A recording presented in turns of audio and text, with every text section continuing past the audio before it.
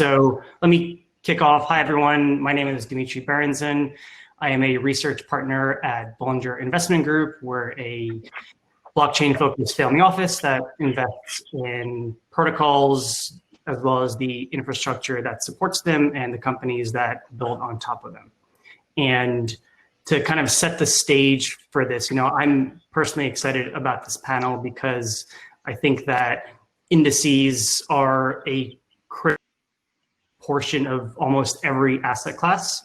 I think about, the Dow Jones being created in 1896 and 80 years later, one of the first index funds being created in 1976 that actually gives people exposure to different asset classes. And I think as crypto emerges as a new asset class, it's sort of looking for an answer and an analogy to what we've already seen in traditional financial markets. And I think part of that is going to look very similar and other parts are going to look pretty different. And what I wanted to explore here is really how these indices might look like, how we construct them, and what are the trade-offs that we have in doing so. And I'm excited about the folks we have on because everyone has a different philosophy and approach about this. And we have Inji from Set Protocol, we have Tom from Wave Financial, Christian, of course, from StakerDAO, and hopefully we'll have Matt join us from Bitwise. And with that, I would love to maybe start with some quick intros before we dive into the questions. So we'd love to hear from each of you, maybe starting with Inji, what your background is and what your company does. Sure. So hey guys, my name's Inji, and I'm the co-founder and CPO at Set. And at Set, what we're doing is trying to democratize access to financial tools for essentially everyone out there. And so we're starting out with crypto, and we're trying to help asset managers essentially offer their strategies to a wider audience. And so as part of that, what we've done is we've created these things called sets, which are essentially tokenized representations of essentially shares in a pool of funds, essentially. And so, Tom, you want to go next? Yeah, sure. Thanks, Tom Lombardi, Wave Financial, and I was in Los Angeles earlier this week.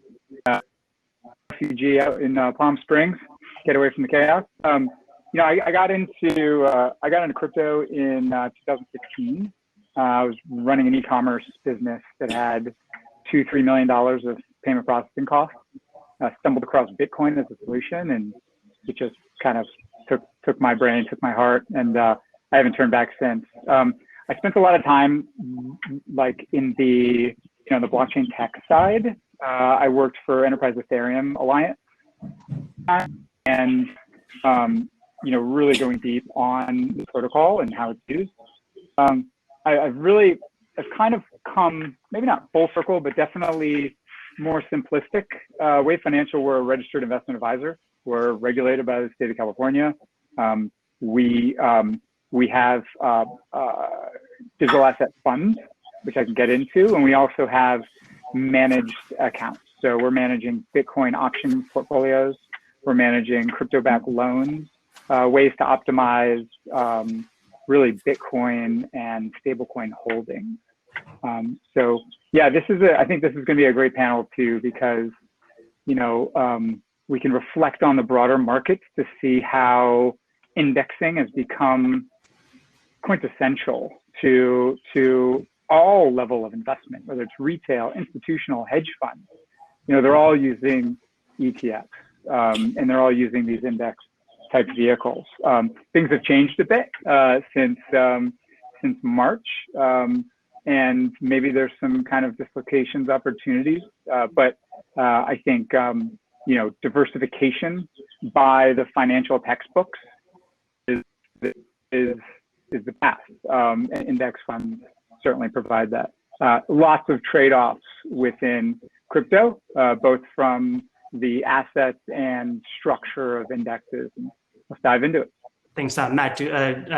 Thanks for joining. We were just doing quick backgrounds. Great. I apologize to everyone for being a little late. Thanks for working me in. Yeah, Matt Hogan. I'm the global head of research for Bitwise Asset Management.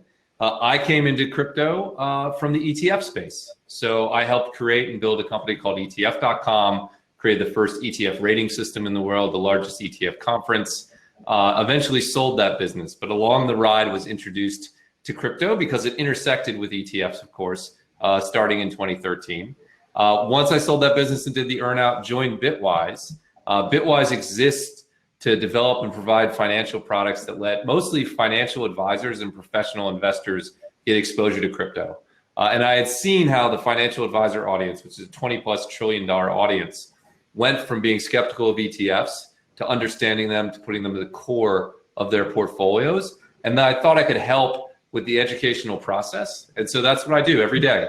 I talk to financial advisors, I create videos, I write white papers, and work with a team to help educate financial advisors on what this crypto thing is and why they should include it in their portfolios. And Christian, do you want to give another quick background on StakerDAO? Sure. And background on myself, I'm the product lead at StakerDAO. I spent the last couple of years on bank until I saw the light, I guess, as I might say, like many of us, and transitioned into crypto last year, but had been following the space for quite some time. For StakerDAO itself, we like to think about it as a governance-first platform for managing DeFi assets. And you heard a little bit about that in Jonas's talk, but happy to talk more about that here. Awesome. Thanks for that. All right, so let's jump in. And I think anyone could take this. And I just wanted to start off with a really naive question, which is, why do users even want an index? Like, why don't I just buy Bitcoin? Sure, I'm happy to jump in and provide an initial, and then I'm sure each of us will have a point of view. For the clients we work with, there are two reasons why they want an index. One, it's just what they're used to, right? The days of single stock picking, at least for financial professionals, are more or less over or passé, and they're used to this idea of getting diversified exposure, so it's intuitively obvious for them. But the reason practically that you don't want to just buy Bitcoin is, look, it's still insanely early. We're 10 years in, but we're still at the very, very earliest stages. And exactly how this plays out and exactly all the markets we go after and whether those are captured in value through on-chain enhancements or off-chain enhancements is uncertain. And so by providing an index, you make sure that you're exposed to this core proposition that public blockchain assets and the public blockchains that they support are going to be more important in the future than they are today. And any other strategy, whether it's just investing in Bitcoin or whether it's an actively managed strategy, doesn't ensure that you benefit if that's true. And that's the bet that the vast majority of people want to make. Some people might want to make specific bets, have points of view. I love Bitcoin more than most of the other assets in my index. But I want that broad-based exposure just out of humbleness that you don't know exactly how this is going to turn out. Got it. And so I'm just trying to understand in that, is that broad-based exposure from a perspective of capturing upside, or is it more of limiting any single drawdown by diversifying across multiple assets? That's great. I won't monopolize, but I'll answer that very quickly. I think it has some downside protection because look, there's a non-zero, it's vanishingly small, but there's a non-zero chance of a catastrophic issue with Bitcoin. It's not big, but it's non-zero. There's a non-zero chance that something outcompetes Bitcoin in its primary use case. Again, not small, but zero. But that provides downside protection. But for me, it's more on what else there is, right? I think Bitcoin is perfectly, and the Bitcoin blockchain, perfectly optimized to serve as a censorship-resistant, non-sovereign store of value. I think that's what it's really good at. And I think there are other assets that are optimized for other great use cases. Ethereum optimized for smart contract use cases, others for more payment technologies. I imagine in the future there will be a handful of important public blockchains and public blockchain assets that different people use for different reasons. And so to me, it's more upside. Those assets are earlier in their process of addressing their markets, but they're also going after very large markets. And so for me, I want exposure to all of that. And then I want the confidence that in the rare case that something spectacular goes wrong that I don't anticipate, the unknown, to use Donald Rumsfeld's phrase, I at least still have exposure to this broader space and whatever's upcoming in that space. Got it. That makes sense. So there's a part around mostly capturing upside, limiting downside. Have we missed anything from anyone else around other reasons, perhaps that someone would want to look at an index rather than a single asset? Yeah, I think I would want to jump in and just maybe say that, there's for us, there's a really big focus around blend and kind of making it the easiest way to go long proof of stake. So I think even for those who are very deep in the crypto space, there's just so many new projects coming online that it's somewhat difficult to keep track of everything. And so you want to participate in Tezos or Cosmos or Algorand, or now there's Celo, Near, and Polkadot that have launched mainnets. It's just difficult to keep track of. And I think one big focus for us on the proof of stake space is it's just because of the sheer complexity of being able to manage these positions. This is seen even just in something as simple as Bitcoin for some of us who just can hold it in our ledger. But with proof of stake, as you get deeper into it, you have to manage the node or find out who you want to delegate it to. And so just the rising complexity is, I think, why we try to kind of create a simple index that someone can buy, hold, or sell. That makes sense. And I think the complexity kind of points to another interesting topic here that Tom, I think, alluded to, but it's sort of the concept of active versus passive management in crypto. Market dynamics have on that. And I think when you look at what's been happening in the equity markets with COVID and the kind of market dislocation with that, it's really provided, I guess, a advantage for some active investors. And one example I think about is Bill Ackman of Pershing Square, who I guess predicted the effects that COVID would have on markets. And so he bought $27 million of credit default swaps, which ended up ballooning to 2.6 billion in value. And so his fund was up around 11% in March, while the S&P was down 13%. And perhaps there was a similar effect during Black Thursday in crypto with the BitMEX market dislocation. So would an active strategy have been better there?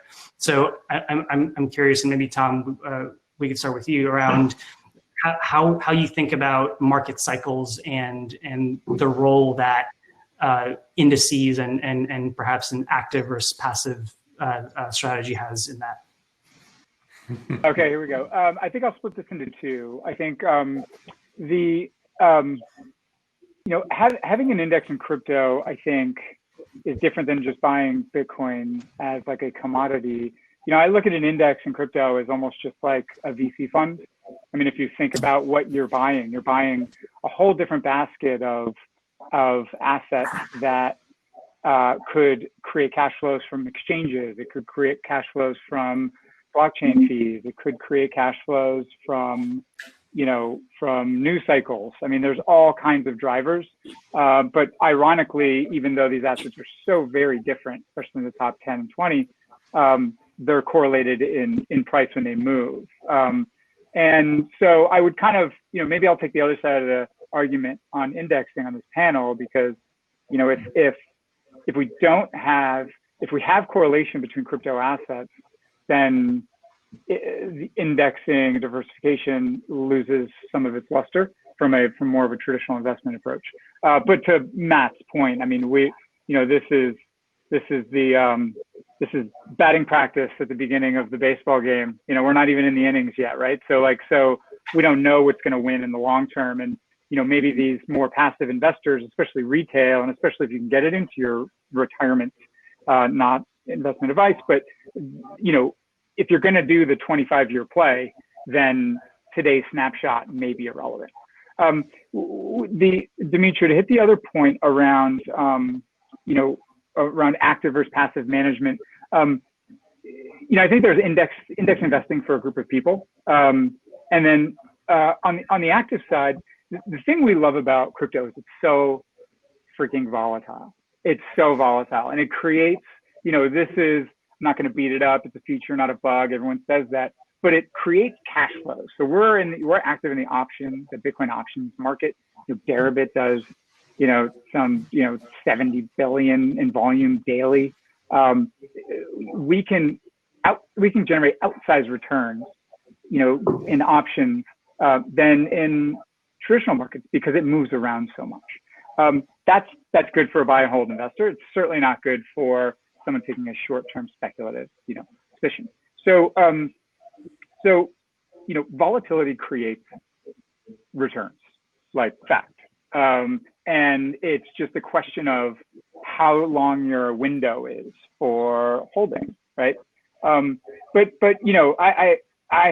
do have an index. We do have an index fund.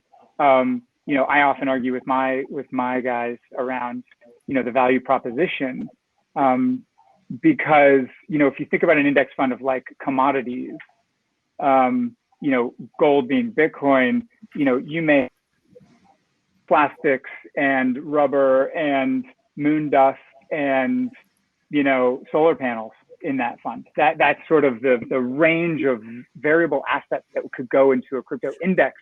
That's really hard for me to get my hands around. So, I come back to a crypto index fund as a VC investment. It's more applicable within that asset class. Got it. That's interesting. And it's also interesting to straddle that kind of pros and cons between the correlation on one side and the volatility on the other. And I kind of look at set protocol as maybe straddling that with the tokenized algorithmic trading strategies. But it's tokenized in a way. So I guess I'm struggling to put that in either the active or passive management bucket. So Injay, I'm curious how you kind of position that in the context of some of the robo sets. Yeah, definitely. So in terms of set, we offer both active and passive managed assets. And so essentially in terms of how we bucket them is that for the robo sets, we like to kind of consider them as passive vehicles. And in terms of we have also sets that are created by other users, other professionals who, quite frankly, probably are have like a financial background. And so those guys are doing really well. And so one example of people who are on the platform are people like Adam Haynes, who used to work at Bank of America Merrill Lynch, and other types of traders of that kind of sort. And so really the passive management route that we took was we kind of looked at the market and we kind of tried to figure out what works and what doesn't work. We even went down the index route and we had a top 10 set. And what ended up happening was that the assets were so correlated that it didn't really offer anything different than just holding one asset by itself, aside from maybe like minor performance differences. But overall, they were correlated enough that our users just wanted something else. And so what we ended up doing was we kind of just had to go back to the drawing board and then figure out what people really wanted. And at the end of the day, what people want is really just to grow their portfolio while also just reducing downside risk, right? Just as simple as that. And so just looking at what strategies that other people employed, looking at people who are on Twitter and also people who are just like really just crushing it in the scene. We asked them like, what exactly is a secret sauce? And when we tried to look at all of them across the spectrum, most of them actually have to do with a lot of like momentum trading. And I mean, a lot of them were also discretionary. And so we, in order to kickstart and really exemplify what a strategy might look like on the platform, we created RoboSets, which are passively managed vehicles, and then also created a platform that actually allows anybody to create their own set. And so, and I would categorize that, as more active. Got it. Okay, that's helpful. I also wanted to touch on I want to go kind of progressively deeper into the actual construction of each of your indices. But I also wanted to kind of play devil's advocate around the centralized versus decentralized aspects, where it sounds like for StakerDAO and for Set, you take a more, I guess, decentralized approach to what that looks like. But even to take a step back, like, what does that even mean in the context of indices? Like, what part of that is decentralized? Is it the decision making? Is it the execution? Kind of, how do you see that paradigm that might be perhaps more crypto native in the context of creating indices? I think I can maybe, or NJ, go ahead, please, and I can maybe follow up. Sure. I mean, I'll provide some context, because actually back in August of 2018, I was actually the one who coined the term DeFi, along with obviously other big players. It wasn't just me. So, but back in the day, really, what the vision of this was actually just, it got construed into decentralize everything, but in reality, what the core mantra was that anybody with an internet connection essentially should just have access to financial services, right? And just pure and simple. And so, in terms of how people view us as a product and as a company, really, is I would kind of be wary about putting us on like a decentralized spectrum, because in reality, it's more about like, what kind of value do you bring to your users, right? And that's number one. And whether you do that through decentralizing your product, that's just a tool, right? And so I think what ended up happening was there was kind of like this war between centralized and decentralized, when in fact, most people actually just use centralized services because the value that they give to users is so unparalleled compared to where decentralized products are today. And so I strongly encourage like there to be more mixture of that, and really for there to be like a real like pushing forward for people to think critically about what exactly decentralized means, because I think it got a little bit misconstrued. And so how we embody that at Set is that we have a product that is globally accessible. Anybody can buy into these sets. And so, and you can access that on your smartphone or wherever you are. So that's kind of at the heart of it, really where it comes from. It's not about decentralizing our governance. It's not about creating a token or something that might add to the decentralized nature.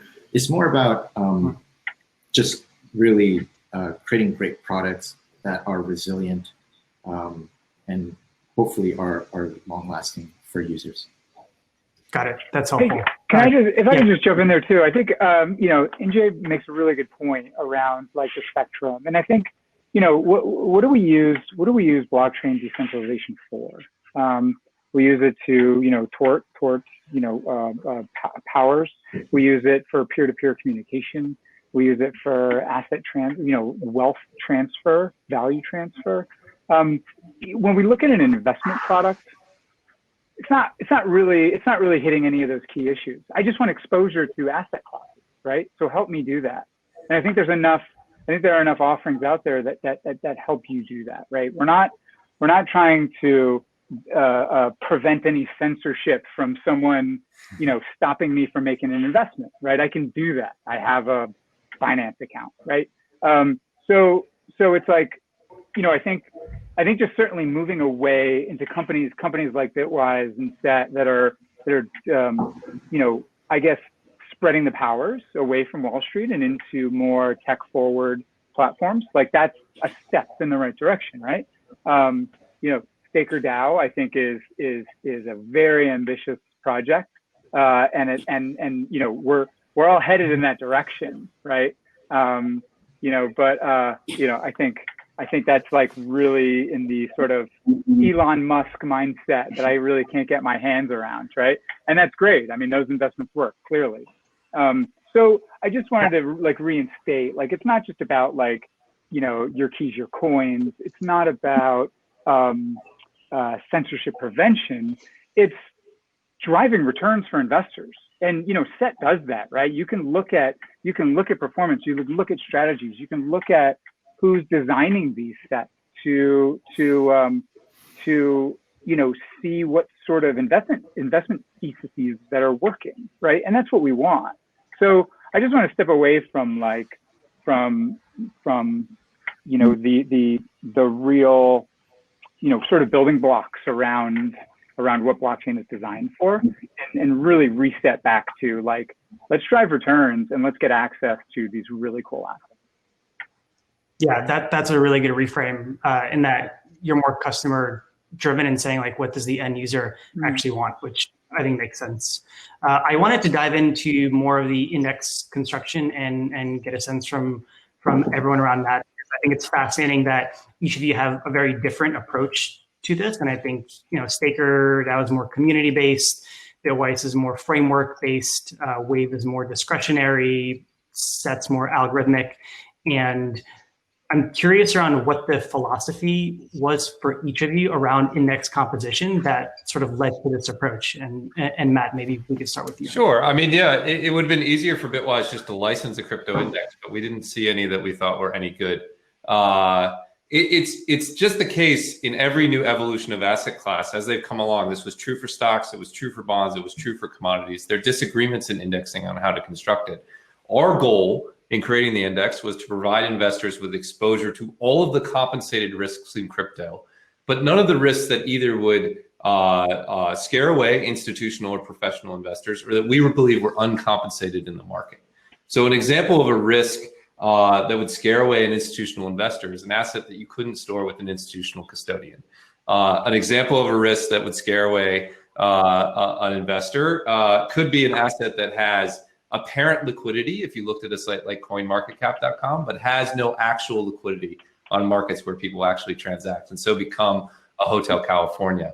And I think there are other risks that just aren't fully compensated by the market because they're not fully understood. And I would articulate risks associated with tokens that may be classified as securities in the future, for which you need expertise. So we wanted to create a market cap weighted index that captured the market accurately, that avoided those uncompensated or sort of all or nothing risks. And then there, you know, within that, there are a million of very complicated decisions on like what is market cap and what is price. There's a lot of sort of almost hands-on active management to sidestep landmines in the market, like forks or like the transition of EOS from its beta to its mainnet, or, you know, this is not plain indexing. So you need that appropriate framework that mitigates uncompensated risks. And then you need expertise from both an indexing and a crypto perspective to navigate the continuous minefield that is this beautiful market we all operate in. Mm-hmm. Got it. And so it's top 10 for Bitwise. For Wave, you have select 20. And so that's one difference. And another is that for Wave, you exclude privacy coins. So I'm not sure if there are any privacy coins in the Bitwise index, but I'm curious around to get both your thoughts around what the trade-offs were, you think, between those two sides of the spectrum. Yeah, I would just, quickly add, you know, there's this index has so many different constituents, right? You have a commodity, you have a payment rail, you have an exchange token, you have a Bitcoin, you know, fork scam, you have decentralized oracles, you have a lot of things in here, right? We saw privacy coins, definitely a very attractive thesis. But definitely, well, say definitely, that's a strong comment. First to be sort of constrained for our investor base to what they can and cannot invest in, right? Yeah. As you saw in the Goldman, the Goldman champagne brunch report, that you know, even Bitcoin's used for for illegal activities. If they only knew the transparency that goes into that. But we look at privacy coins as a different thesis for back to like what we were saying. What's important to investors on access to assets, and privacy coins provide part of that. But within a collective basket of an index, that is one that we've gotten feedback from investors, certainly more traditional ones, and our distribution partners around parts of Asia that have concerns about privacy coins because the restrictions, if they're not here, they're certainly coming. And I would just add on top of that, I agree completely with everything Tom said. We don't hold any privacy coins in our index. The rule that screens them out is the regulated institutional custodial rule. So no regulated institutional custodian will hold privacy coins. We use that instead of an explicit privacy coin rule because actually the definition of a privacy coin is a challenge. It's a little bit difficult is Dash a privacy coin? You could theoretically run Bitcoin through the same sort of transaction obfuscation techniques and get the same result as Dash. So that's just it's a complicated question that we didn't have to answer. We just outsource it to the fact that no regulated, state-regulated custodian will hold them. But I agree with Tom. I think they're a risk, and our sorts of professional investors aren't willing to be exposed to that risk, which is a risk of complete loss. Because I do think there's a possibility or a non-zero chance of a regulatory crackdown on that area of the market. Got it. That's helpful context. And really quick for StakerDAO, it's only 3 assets in Blend. Curious, what was the methodology behind just having 3 and not all POS tokens, or how did you arrive at that magic number? Yeah, I think just to backtrack a little bit, I think with your last question, there's kind of like I guess a key kind of playbook with some of the projects in the crypto space today, and I think it's a very intelligent way to approach it, and that's to kind of take a more centralized approach in the beginning and gradually shift to decentralization. I think to Tom's point, right, the vision that we have is quite ambitious. And so despite StakerDAO being community driven, you see that the council that approves our proposals, the construction of our basket, it was all kind of bootstrapped initially internally. And we think that it's going to change over time, right? But I think to initially get it out there, right, this is the right approach to take, because launching something fully decentralized, fully community governed at the beginning may be difficult to kind of claw back. And so when we looked at indexes, kind of similar to Matt's point, there wasn't a lot that we liked out there either. And we might have taken it a step further by making it more complex, but we kind of looked at it through a multi-factor viewpoint. And that's kind of, ranking assets through certain factors that they have, like the staking ratio or the reward ratio, which are relevant for proof of stake, right? And so I think we have 3 assets because, we look at Blend as a kind of large cap blue chip index. And today the proof of stake industry is still small within that large cap space. I think, like I mentioned, there are several projects coming online, but I think it makes sense to do it at this point in time. But I'm very interested to see how it evolves over this coming year and seeing these other large cap assets like, Celo or Polkadot be included in the basket, or ETH2 when it makes that transition. Mm-hmm. Awesome. Thanks for that. Christian, how much time do we have for audience Q&A? Let's call it a couple minutes, 3 or 5 minutes. Yeah. Okay. So if anyone has any questions, feel free to type it in. I have one more on my side while folks think about it, and it's really a high level around what you think is currently the biggest missing piece, kind of to bringing crypto indices to mainstream investors, and that's both on the retail and institutional side. This one's for Matt on the ETF. Oh, well, I think there too. My honest answer to that is education. I still think education is the biggest gating factor for most of the people that I talk with, and time and comfort. Although I think that's coming faster than people think. The ultimate answer would be an ETF that makes it push button simple for people, at least on the institutional side, to gain exposure. Because it's still very difficult for those people to gain exposure. But really, we're all inside of this wonderful crypto bubble, and we've all thought about and are sort of living 5 or 10 years in the future. And the process of taking people who are not aware of that and bringing them forward takes time. And I still think education is the single biggest piece. Yeah, I would say ease is a big constraint, right? Ease of use. Yeah, talking about, everyone talks about how how the constraints of MetaMask and getting funding into exchanges, it's becoming easier. No one, investors want a Robinhood kind of experience. Enter a ticker, press a button, and that's that's coming, right? If it's not an ETF, it's coming with other investment products, and centralized or decentralized, as long as the user experience can be I'd say improved. I'll just go with like streamlined, like to get exposure. And how do you see that other portfolio, right? I don't want to see it in isolation. And also, the 450,000 financial advisors across the United States, let's be real. Here's one point. They don't make commissions on a Coinbase account, right? They get commissions on a Fidelity, a TD. They get commissions on brokerage accounts.